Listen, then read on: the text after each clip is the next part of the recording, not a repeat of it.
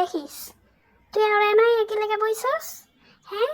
তুই কি মানে পায়ে পাড়া দিয়ে ঝগড়া না করলে তোর মজা লাগে না